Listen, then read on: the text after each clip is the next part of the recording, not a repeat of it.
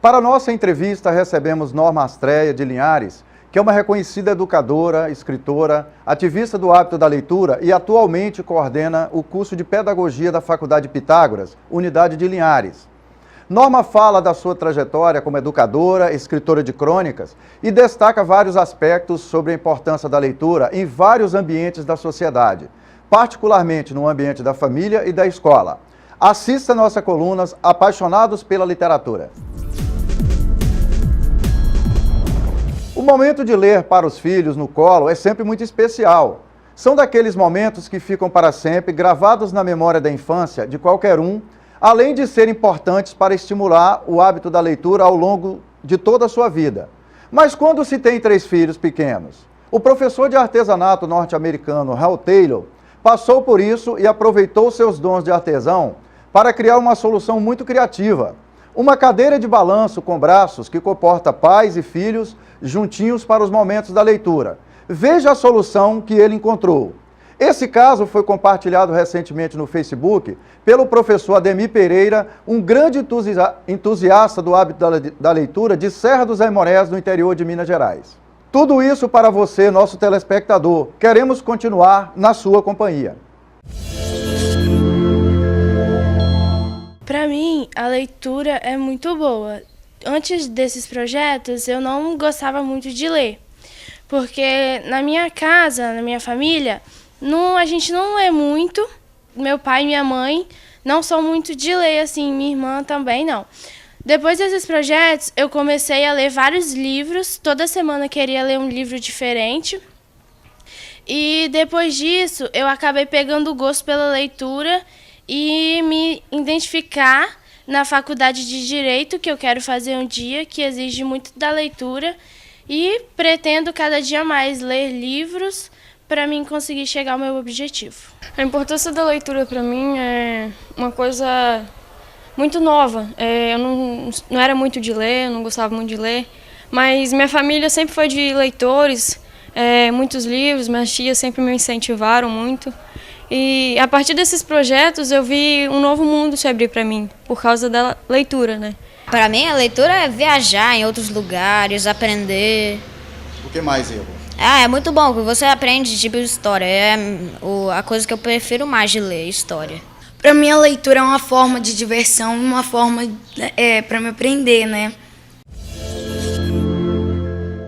O ato de ler é, antes de tudo, descobrir e expandir horizontes. Mas não deve ficar apenas na atitude meramente automática. É importante que seja encarado com prazer, estimulado desde a infância por todos os envolvidos no processo de educação da criança, pais, professores e meios de comunicação. Para que o gosto pela leitura faça parte do cotidiano da criança até a vida adulta. O objetivo maior, futuros leitores mais assíduos e críticos e cidadãos mais conscientes. É de fundamental importância que os pais, os professores e as pessoas responsáveis pelos diversos programas divulgados nas mídias considerem e assimilem as várias motivações para a prática da leitura. Motivações em casa. É importante estimular as crianças à ludicidade, à curiosidade pela fantasia por historinhas, adaptadas ou não. O importante é contá-las ou lê-las para os filhos. Casos ocorridos, lembranças de vida, causos passados de geração em geração, tudo é válido. Ter ou adquirir livros, respeitando as faixas etárias, e deixá-los à disposição das crianças também conta. Assim como acompanhá-las às bibliotecas e às livrarias, colocando no dia a dia do ambiente familiar esse hábito bastante interessante. Essa prática é muito válida, pois fica mais difícil as pessoas conseguirem a prática da leitura apenas na fase adulta. Motivações para a leitura no ambiente da escola. A escola é o segundo lar da criança e nada mais natural os pais estreitarem o relacionamento com os professores na condução do processo da educação. É fundamental que essa relação seja estreita e sincera, já que desta união, os maiores beneficiários são as crianças. A prática da leitura em casa, sendo estendida para o cotidiano da escola, ajuda a compor o pacote motivacional que a criança precisa para manter e expandir o hábito da leitura. A escola deve colocar em prática um conjunto de ações que respeitem as etapas da vida dos alunos, nas várias faixas etárias, para poder obter a simpatia e o interesse constante pela leitura. Um projeto que estreita esses vínculos entre a família e a escola contribui de forma significativa para a construção de leitores interessados e futuros adultos com nível intelectual muito mais desenvolvido. Ler deve ser uma atividade prazerosa, é uma base para toda a vida e nunca deve ser uma atitude obrigatória. Deve-se conquistar primeiramente e depois oferecer os motivos. Permita que o livro faça parte da sua vida. A leitura do livro Jardim de Inverno, na trama que envolve a família Winston, passado e presente, nos faz retirar alguns esparadrapos da nossa pele, que às vezes colocamos por entender que estamos protegendo as feridas da nossa alma. As feridas ficam novamente expostas, pois trata-se de uma história densa, forte, angustiante e ao mesmo tempo que nos leva obrigatoriamente a refletir sobre a experiência humana e suas várias nuances. As irmãs Meredith e Nina são muito diferentes na forma de conviver com o mundo. Têm comportamentos diversos. Meredith, que é casada, com filhos e bem-sucedida profissionalmente, permaneceu em casa por escolha própria, com o objetivo de cuidar do bem-estar dos familiares e de seus filhos. Nina, que é uma famosa fotógrafa jornalística, viaja pelo mundo afora, cobrindo guerras e grandes conflitos regionais. Ela procura se encontrar, por incrível que pareça, nos vários desencontros das múltiplas viagens e dos riscos que corre na sua atividade profissional. Porém, com a séria enfermidade do pai da família, Evan, um homem terno e tolerante, totalmente focado nos cuidados com as filhas e com a esposa, as jovens se reencontram e enfrentam mais uma vez a frieza de sua mãe.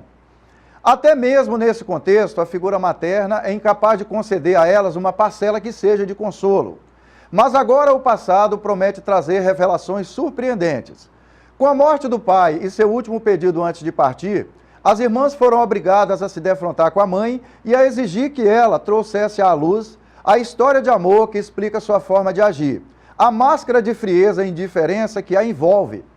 Ela viveu um romance intenso que se prolongou por mais de 65 anos, tendo como cenários Leningrado, a fria cidade russa, destruída pelos confrontos bélicos, e a igualmente gelada Alasca da era moderna. Chegou a hora de conhecer uma jornada existencial, misteriosa e confiável. Algo que as jovens jamais escutaram ao longo de suas vidas. As duas mulheres ficam magnetizadas diante da experiência de sua mãe, Enya, e o que ela tem a contar modificará drasticamente o rumo de suas vidas e as bases da família estremecerão definitivamente. Nada mais será como antes, após a narrativa dessa trama atraente e enigmática. Meredith, que administra os bens familiares, e Nina, fotojornalista, que exerce sua profissão justamente em paisagens marcadas pela guerra, sempre lutaram para ter um relacionamento mais estreito com a mãe. Mas sua ausência de calor humano e seu despotismo representaram um obstáculo praticamente intransponível. O resgate de sua vida passada, sombria e secreta, pode dar às três mulheres a oportunidade de reconciliação. O elo entre as entidades femininas traz a cada instante uma surpresa emocionante, como comprova a autora nesta obra. Seu público mal conseguirá refrear o riso e o choro diante da tentativa de congraçamento entre essas três mulheres. Tenho certeza que a história contada nesse livro vai sensibilizar você também. Permita que o livro faça parte da sua vida.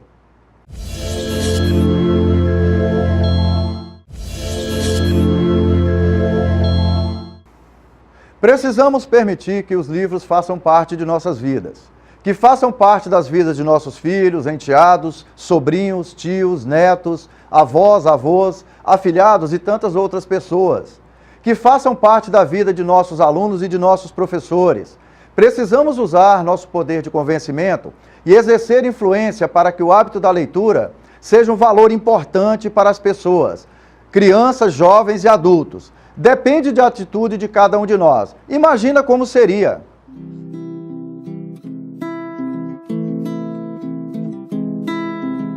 Imagina como seria o nosso querido Brasil se na matéria estudantil se incluísse a poesia. Se nosso prato do dia fosse o verso de um poeta, uma dieta seleta para deixar a mente sadia. De Antônio Gonçalves Dias, a poesia concreta. E que tivesse na merenda um poema por semana, bastante Mário Quintana para que a molecada aprenda. com graça e curiosidade, o quanto aprender é bom. De Chico, Vinícius, Tom, a Carlos Drummond de Andrade. E que na hora do recreio, entre vivas e salves, a criançada em anseio clamasse por Castro Alves. Imagina como seria se ao invés de celulares, nossos jovens se distraíssem lendo livros aos milhares. Seriam suas mentes mais lúdicas? Imaginem se as escolas públicas fossem iguais às particulares. Se Augusto de Campos e Sérgio Vaz fossem nossos artistas populares. Hoje em dia as músicas são tão pobres. Não consigo ver nenhuma vantagem numa letra sem vida, totalmente desprovida de qualquer mensagem. Se a gente é o que a gente lê, se a gente é o que a gente ouve, agora dá pra entender com nossos jovens o que houve.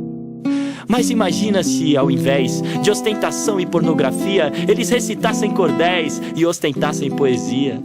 Imagina como seria se eles lessem Gabriel Garcia, Mário Vargas Llosa, se escutassem Mercedes Sosa e Paco de Lucia. Se soubessem quem foi Vicente Huidobro, talvez aprenderiam o dobro do que aprendem hoje em dia. Mas é que sabotaram a educação brasileira. Pra que escutar hip hop? O que não dá hip hop é besteira. A mídia nos entope com o lixo do pop, não com Manuel Bandeira. A mídia nos dopa de novela e copa, e o povo feito tropa caminha alienado. Mas esse caminhar restrito não é o mesmo descrito por Antônio Machado. Aliás, alguém sabe quem foi Antônio Machado? Não te culpo se não sabia, pois eu também não saberia se não tivessem me contado. Eu sei que este mundo que tenho imaginado não passa de uma utopia, mas no meu ponto de vista, acredito que ele exista, pois tudo existe onde existe a poesia. Por isso, tento fazer a minha parte, para disseminar sabedoria, para que ao menos a nossa arte não se transforme em mera mercadoria. Cada verso é um resgate, em nome da poesia, para que essa sociedade vazia, pouco a pouco, não lhe mate.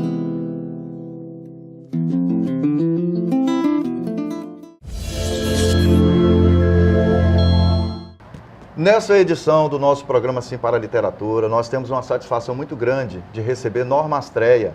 Norma tem um histórico muito bacana na área de literatura aqui em Linhares e região.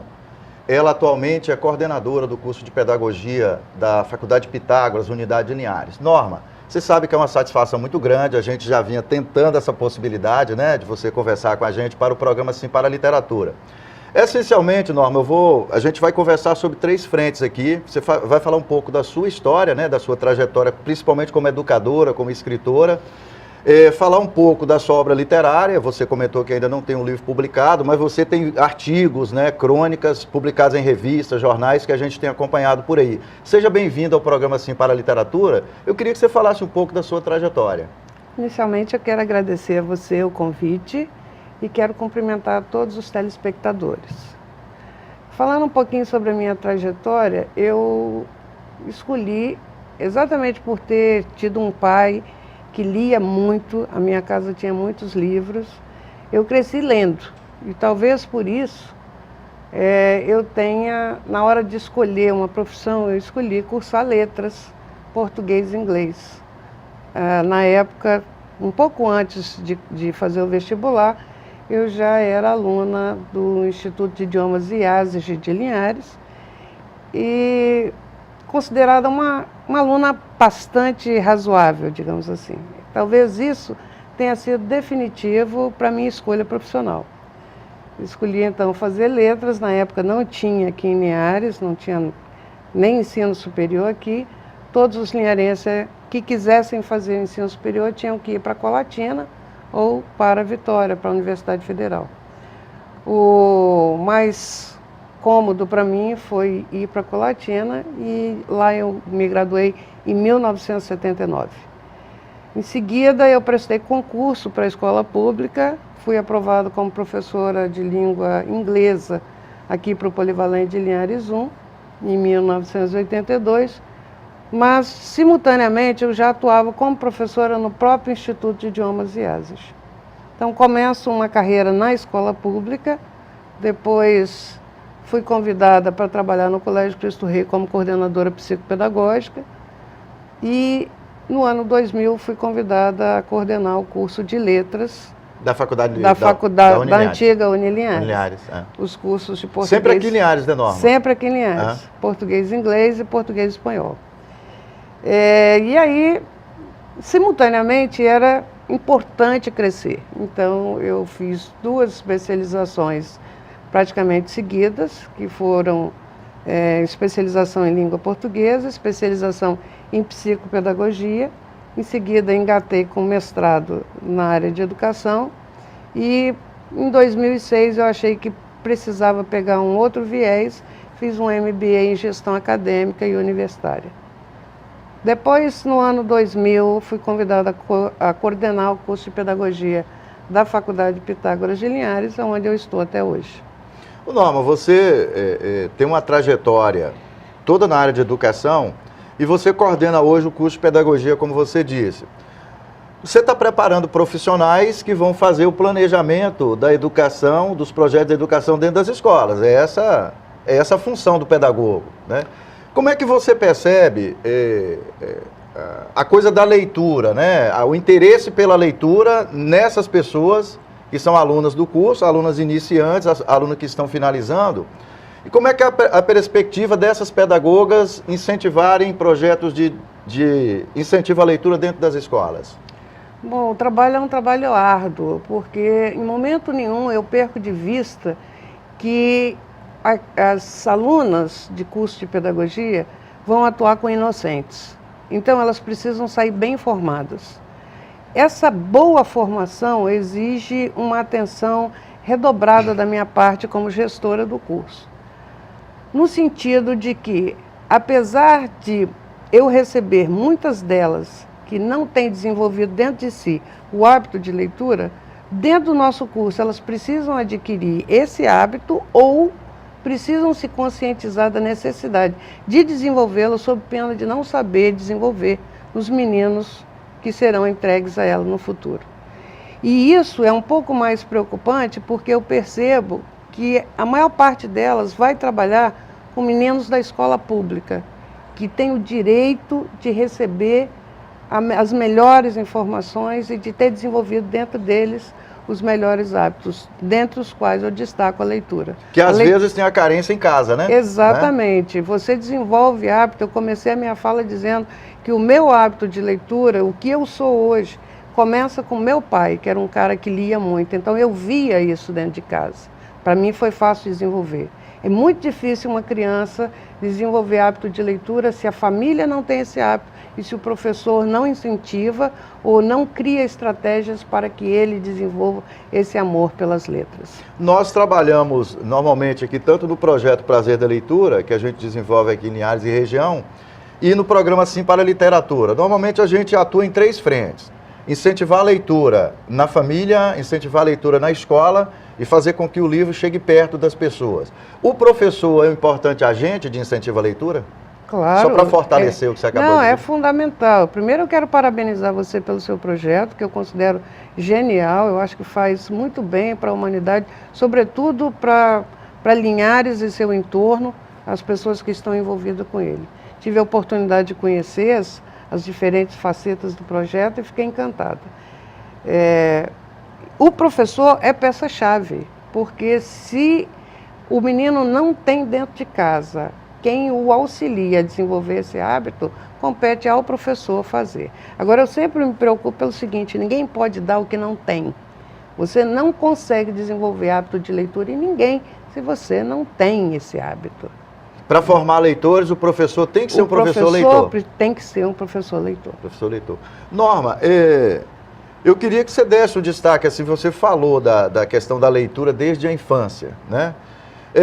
Eu queria que você falasse um pouco da sua obra literária, apesar de você ainda não ter um livro publicado, mas a sua obra literária, ela é permeada por quais assuntos? Normalmente, de que assuntos que você trata nas crônicas que você escreve em revistas, jornais, etc.? Eu acho que eu sempre penso que eu me expresso melhor escrevendo do que falando. E tenho muita facilidade para colocar no papel as ideias que me vêm à cabeça. Contudo, não é uma verve literária que me conduz assim para ficar horas e horas. Talvez por essa razão eu tenha escolhido a crônica como gênero textual da minha preferência. Tem algumas poesias e alguns discursos também, mas não criei coragem até hoje para publicar nada. Pelo menos não em meios físicos, como livros, mas eles estão no Jornal Pioneiro há muitos anos. Esse ano eu me dei um tempo, porque estou me dedicando a escrever um livro. Esse, de fato, vai ser talvez o meu primeiro livro, que é a história do Colégio Cristo Rei, de 1978 até os dias atuais. Mas os meus escritos, as minhas crônicas, estão no site Recanto das Letras. Qualquer pessoa que digitar no Google Norma Astrea, certamente vai encontrar alguma de minhas crônicas. Lá eu tenho 303 textos que já mereceram aproximadamente 54 mil leitores, ou 54 mil pessoas leram as coisas que eu escrevi.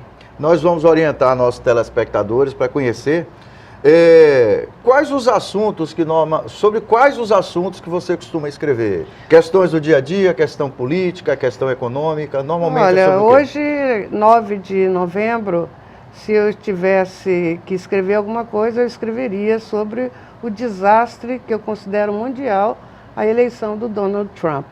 Então, para presidente dos Estados Unidos. Certamente esse seria um dos temas. Às vezes a minha inspiração vem de alguma coisa que está acontecendo, alguma coisa que vai afetar diretamente o linharense, ou o capixaba, ou o brasileiro, ou o ser humano de modo geral. Mas também gosto muito de escrever sobre temas que vá fazer o meu leitor rir. Embora às vezes ele tenha que chorar também junto comigo. Eu sei. Quando eu estou muito triste, eu também coloco isso no papel. Norma, para finalizar esse encontro, já agradecendo e reforçando que é uma satisfação muito grande ter você aqui com a gente, eu queria que você ficasse à vontade para deixar sua mensagem para nosso telespectador. Bom, eu quero uma vez mais agradecer a você, Pereira, o convite. Quero agradecer ao leitor, o telespectador, pela paciência de estar nos assistindo. E eu me despeço de vocês lendo uma poesia que eu escrevi há muito tempo atrás, que expressa um pouco o que eu penso a respeito de nós, mulheres. O título é Mulher ou Melhor?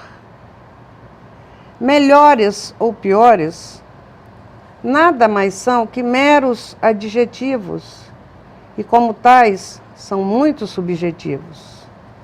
Nós não queremos ser melhores, nem fazemos questão de sê-lo. Afinal, nós gostamos de homens que nos chamem pelos nomes, que nos amem e nos tratem com zelo. Nós não nascemos para quedas de braço. Preferimos estar lado a lado, oferecendo nossos colos e amparos aos tolos, fortes ou fracos. Por certo, sentimos mais dores, cólicas, partos ou frustrados amores. E da dor, nossa força nasce para suportar com dignidade as tantas vezes que o coração se parte por explícitas ou veladas vaidades. É nossa tarefa ensinar aos filhos que mulher é mais do que sexo, que seu choro não é desconexo, pois apenas os muito sensíveis são capazes de tornar visível aquilo que o medo encoberta, e que o mundo se humaniza quando as almas se libertam. Por fim, não esqueçamos de lhes dizer que ser melhor ou mulher é mais que troca de letras. É ser forte nas fraquezas, minar nefastas fortalezas, ser feliz apenas porque se é mulher. Maravilha! Obrigado, Norma. Obrigada a vocês. Estamos encerrando essa edição do nosso programa Sim para a Literatura. Entre em contato com o nosso programa através do e-mail simparaliteratura@gmail.com, que está aqui na nossa tela, para ter acesso às edições anteriores do nosso programa, acesse o nosso canal no YouTube, que também está aqui à disposição. Muito obrigado.